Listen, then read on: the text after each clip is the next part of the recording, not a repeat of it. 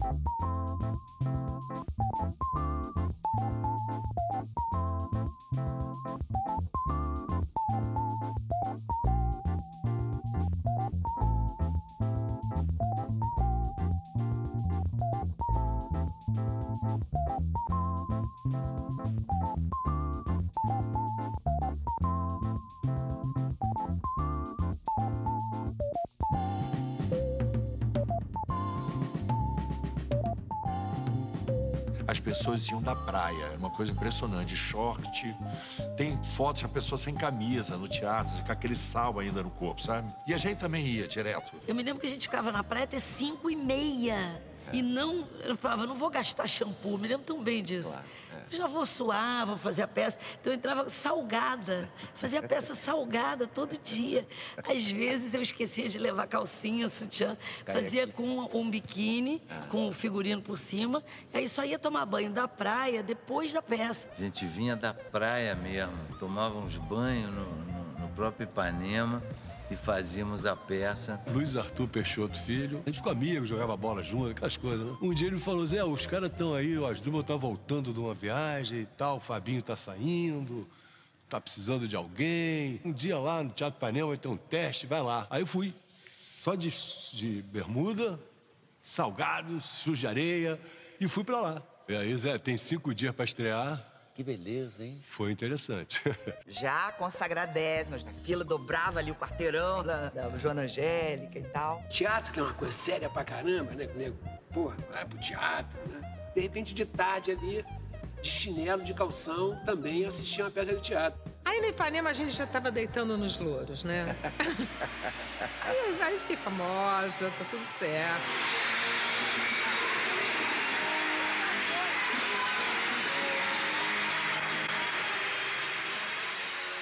O sábado na praia era obrigatório.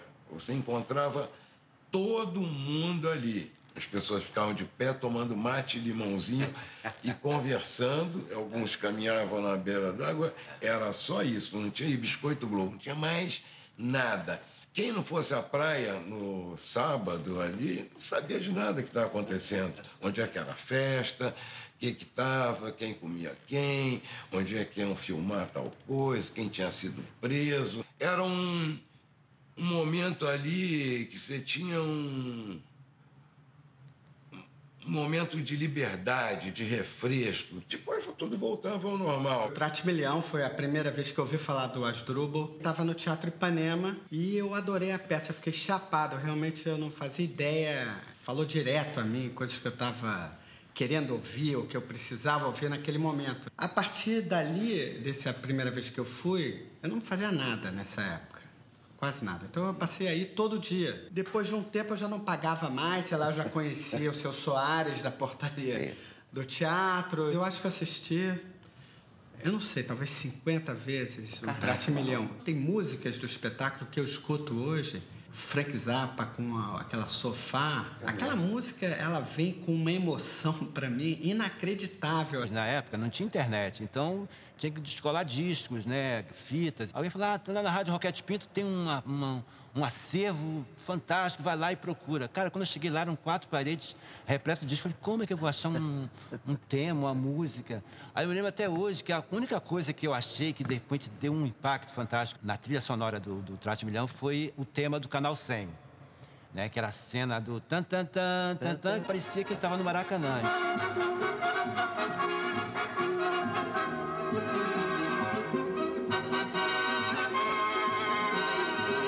E daí também voltei a olhar algumas coisas de lojas de discos, acervos pessoais, né? Do Fábio, Evandro, até a Regina mesmo também tinha umas coisas. Aí eu falei, gente, uns discos aí para ouvir, para te mostrar para o Hamilton, enfim.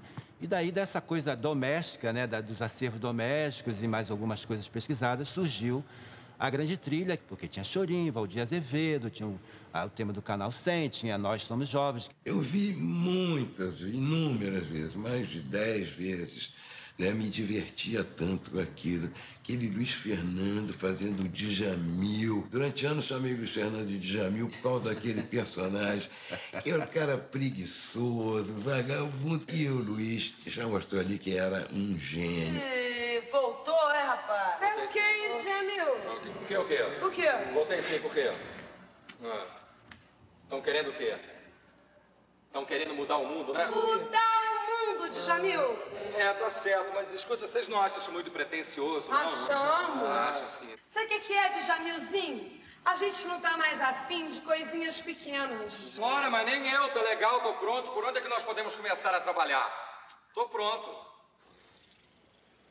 Sei lá, né? A gente podia tentar trocar umas ideias. Olha aqui, ô Djamil. Eu posso até te dar umas ideias, mas trocar, jamais. Boa, beleza. Isso aí. Djamil, vai à luta. Vai à luta. Como é que é? Olha ainda. Vai à luta você. Tá legal? Vai à luta você. Olha aí, cara. Tu não me manda a luta não que eu não gosto. Alô, Djamil. Tá legal? Tu não me manda a luta não que eu não gosto. Tá legal. Vai à luta você. Tá legal? Vai à luta você. Um amigo meu americano, uma amizade que eu fiz em Londres, que é David Linger, indo lá em casa ele me disse assim, eu fui ontem ver a peça Trate-me Leão. Você tem que ver, pelo menos para ver a Regina Casé.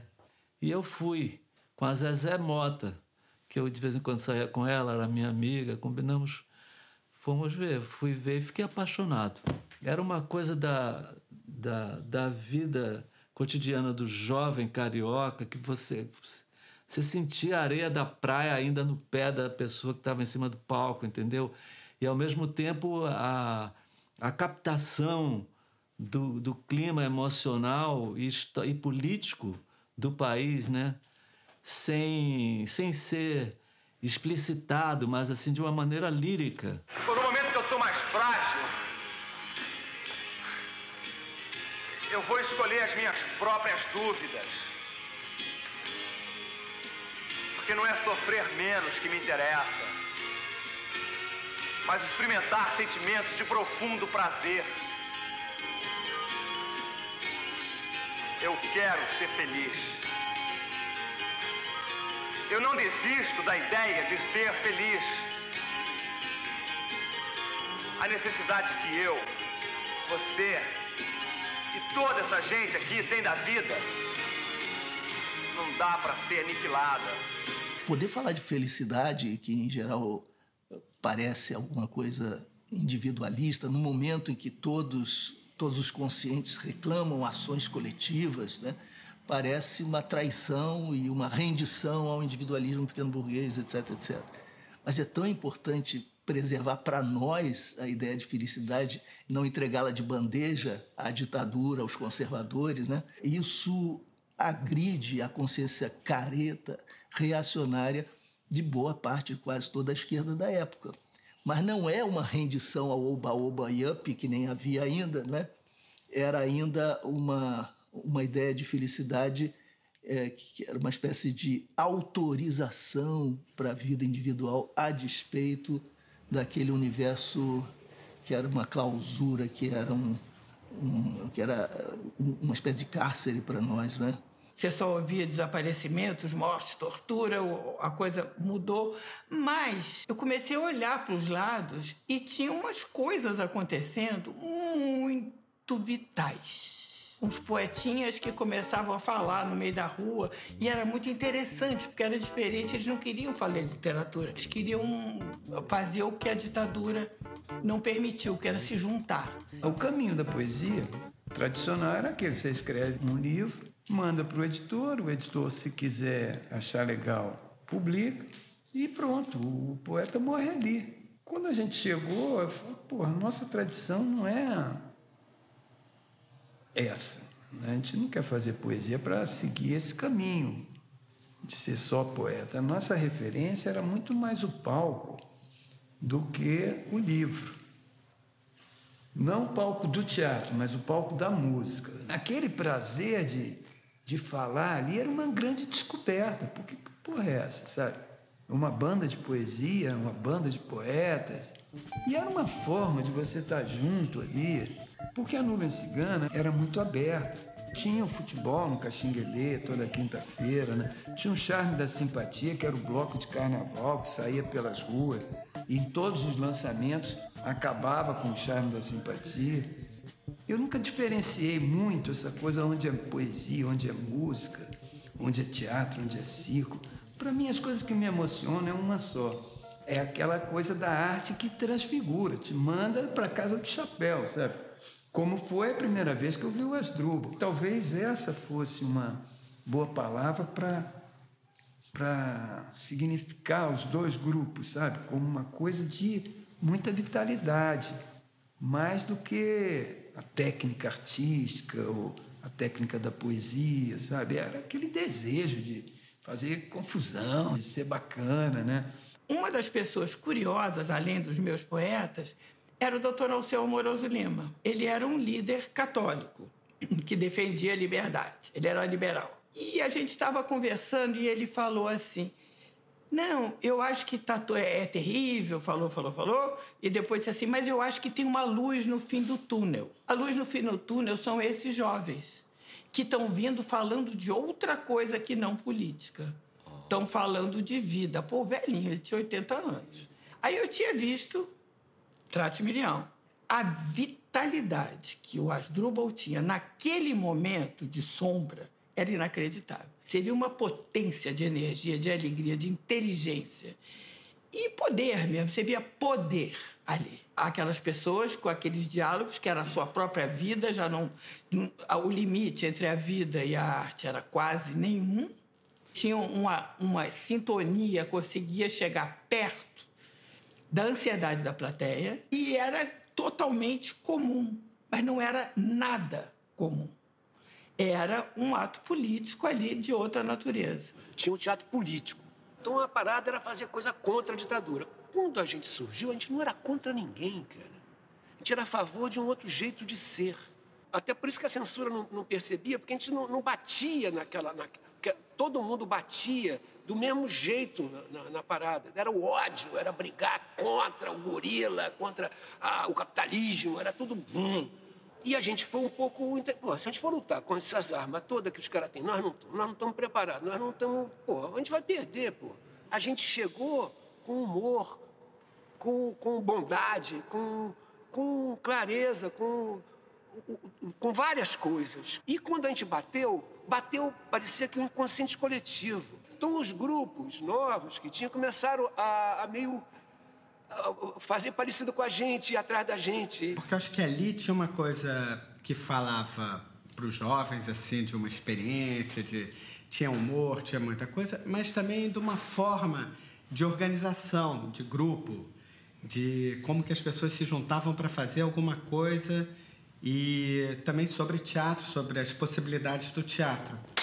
A minha juventude eu devo dar para minha família. minha inteligência para a escola, meus sentimentos ao serviço militar, meu amor a todos os homens e meu trabalho, Cécio, para qual safado? Será que a felicidade aqui na Terra vai aparecer sempre como se fosse assim uma visão fantástica? Já existia o mito. Já era uma falha de caráter da pessoa, mesmo com 12 anos, ela não ter assistido o Inspetor-Geral. E aí existia aquilo, meu irmão, que era da mesma sala que Débora Bloch, que era uma mulher muito mais moderna do que eu, com 14 anos avançados. Eles marcaram de ir assistir o Trate-Milhão. E eu, ainda com 12 anos, estava na cocheia dos meus pais. E aí os meus pais falaram, a gente leva você depois do espetáculo. E aí eu vi aquele negócio lá, né? E era uma coisa louca, porque era um bando de gente cabeluda, peluda, meio vikings, assim. Eu comecei a fazer teatro nessa época e todo mundo queria ser Asdrubal. E o Asdrubal surgiu, eu lembro, meio como uma alternativa, porque eu me lembro de crescer e tudo já tinha acontecido. A Revolução de 64 já tinha acontecido, o Zé Celso já tinha acontecido, a MPB já tinha... Eu tinha perdido o bonde de tudo. O que eu ia fazer? Aí o Asdrubal surgiu dizendo, queridos, tem muita coisa a se fazer.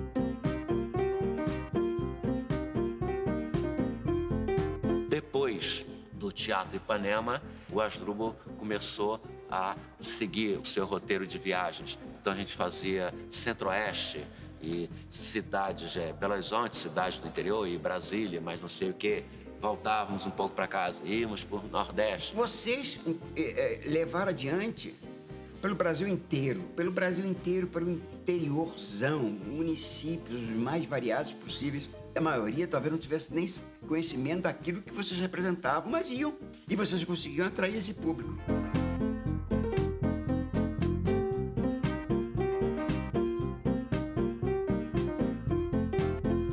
Recife, nós hospedados na casa do Miguel Arraes, por conseguinte do Miguel Arraes. E a Violeta Arraes, maravilhosa, falou, hoje eu vou levar um convidado que eu quero muito que veja o Trate-Milhão, que vai adorar e tal. Você consegue os convites, claro. E aí a peça toda era meio no escuro. Isso também não era privilégio nosso. Todas as peças tinham um momento pelado. Qualquer filme que você fosse fazer, você tinha que aparecer pelado, qualquer coisa. Era uma época assim. Mas a gente foi mais transgressor pelo seguinte, sempre na hora que alguém ia ficar pelado, a luz dava aquela baixada. No caso do Asdrubal, sempre a luz estava mais baixa e na hora que a gente ficava pelado, todo mundo pelado, total, no frontal, a gente ia pro proscênio e acendia toda a luz. Toda. Pá! Era aquela luz forte. E a gente todo pelado, era o contrário daquilo. Bom, nesse momento, Teatro do Parque, Recife, primeira fila, Violeta Arraes e alguém que ela convidou. Eu aqui, acende a luz, eu pelada. Primeira pessoa que eu vi na minha frente, Dom Helder Campos. Era o convidado dela. Eu ri pro Dom Helder, assim. Dom Helder aqui, na altura mais ou menos da minha xoxota, assim, aqui, a primeira fila. Depois no camarim, pra falar com o Dom Helder. Mas ele era genial, ela também. Levaram na boa. Porque a gente ficava uma semana, 2 num lugar. A gente tinha contato com a cidade realmente, porque a gente ia nos diretórios, nas faculdades, a gente conhecia o pessoal das rádios, das televisões, a gente conhecia os estudantes. A gente ia criando relações mesmo fortes na cidade. As pessoas ofereciam festas na casa, no sítio. Aí lá ia a gente passar o dia no sítio. Não era turista, a gente não aprendeu a conhecer o Brasil como turista, a gente aprendeu trabalhando. E esses caras mostravam as melhores comidas, os melhores lugares dos lugares. Então, era sensacional esse tempo que a gente viveu.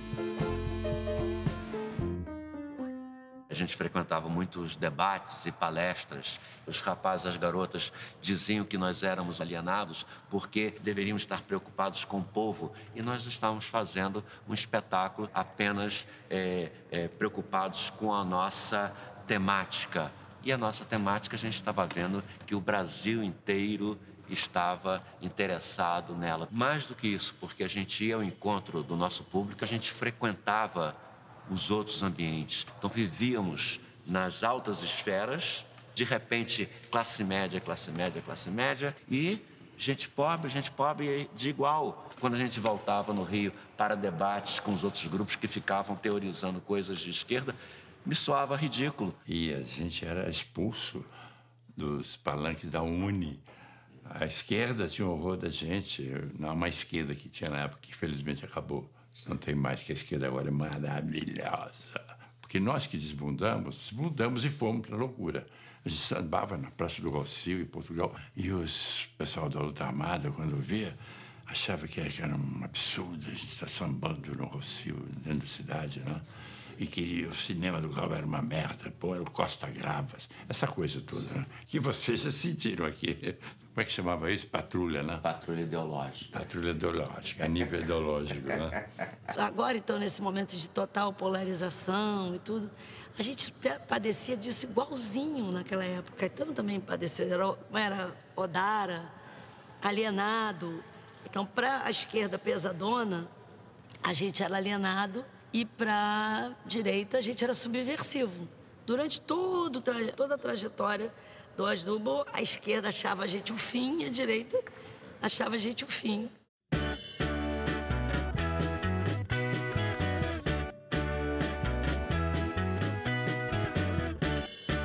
Fizemos viagens maravilhosas, até que fomos para São Paulo, aí sim. Você olha de ponta a ponta a Avenida Paulista, você fala, porra, olha o meu Brasil aqui.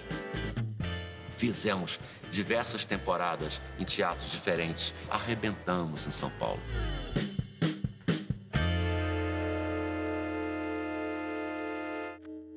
E nós alugamos um apartamento enorme na Alameda Santos, mas grande, que era para caber o grupo. Na sala dormiam 3, 4, 5, 6, 7, nos quartos. Eu passei por ele outro dia, eu tenho um apartamento em São Paulo, eu estava passando pela Alameda Santos e eu fiquei olhando a janela, assim, e lembrando de tanta coisa que aconteceu naquele lugar. Os poetas, a gente convidando Chacal, Charles, Taraná, para irem lá abrirem um espetáculo com poesias. E aí eu me lembro, um grande momento mesmo, grande dramático momento foi da Casé chegando em casa, bateu na porta e falou: "Ei, Chacal, no hospital, bateu." Ele foi atropelado na Paulista, mas brabo.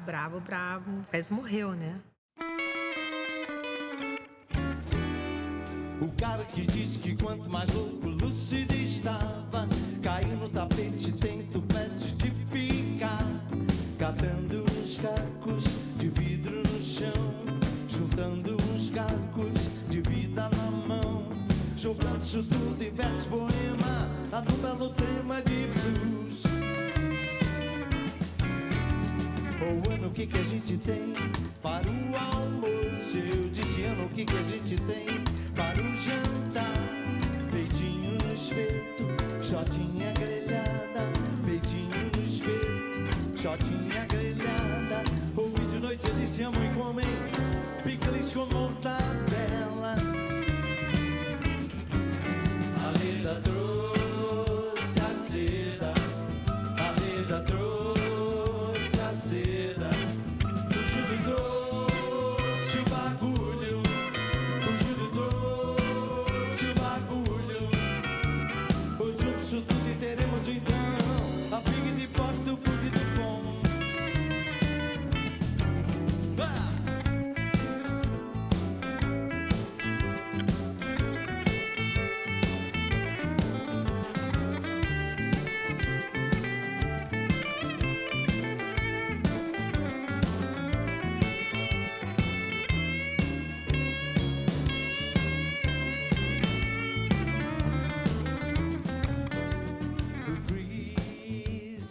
Aconteceu isso e mais aquilo, terminamos o Trates-Milhão no Morro da Urca.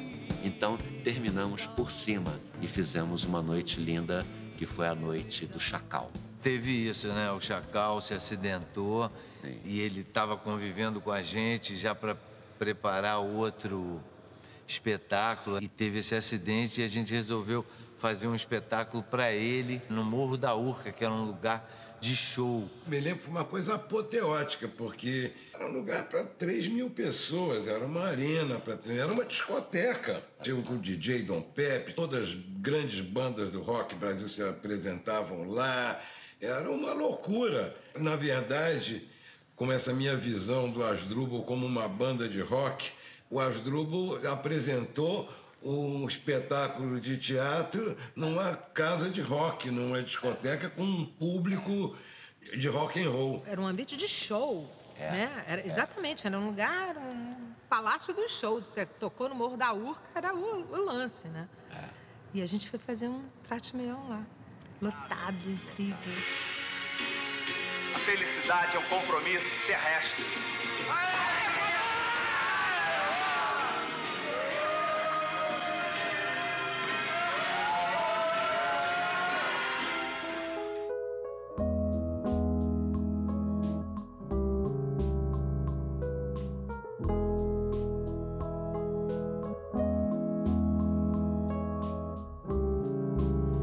Eu via nas pessoas em volta, todo mundo fazia uma coisa que odiava para ganhar um dinheiro e fazia uma coisa que ela achava legalzinha. E eu estava ali absolutamente plena, pelada, andando de um lado para o outro, e arrebitando a bunda, balançando o peito, falando tudo que eu achava, com as minhas palavras, do nosso jeito, com os meus amigos, só com amigos. Então tá gravando?